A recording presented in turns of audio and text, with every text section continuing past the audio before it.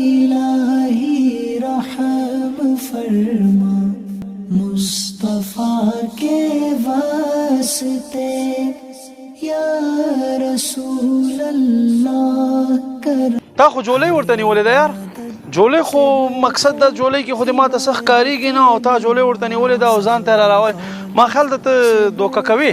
دا څاورې نه راځي، بس موږ دې چې کار وکړو دوکه وکړو وکړو لقص ته ورته د لمن دې چون چې په دې کې یو که څه نه خو د دا خیال چې په دې کې خامخا څه نه څه پراته دي دی بس مخې ته راشي چې مخې ته راشي چې دوه کسان موږ سره راوشړي ځکه چې دی وان مال کوي د دې په وجې موږ دې دوکه کړو. امام بخاري داسې حدیثونه اخیستل لرې لرې ځایو ته به ورپسې تلو.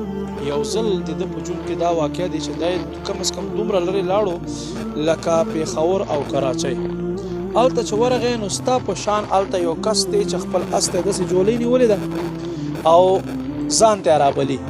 امام بخاري صاحب دغه سړي نه حدیث اخیستو، وایي په دې جولۍ کې د څه شته چې څنګه تاسو ماته وي هغه هم د کسو د ما دوکه کوم.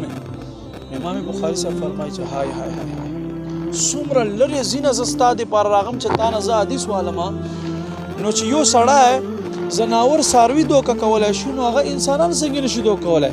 لہذا داسې سړي نه زه حدیث نه علمه چې زناورو له دوکې ورکوي. نو امام بخاري د یو حدیث لپاره دومره لرې سفر کړه بیا واپس راغی.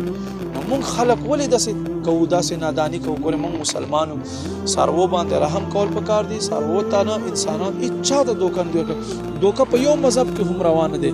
نو ته به ما سره دا نیت وکړې چې بیا به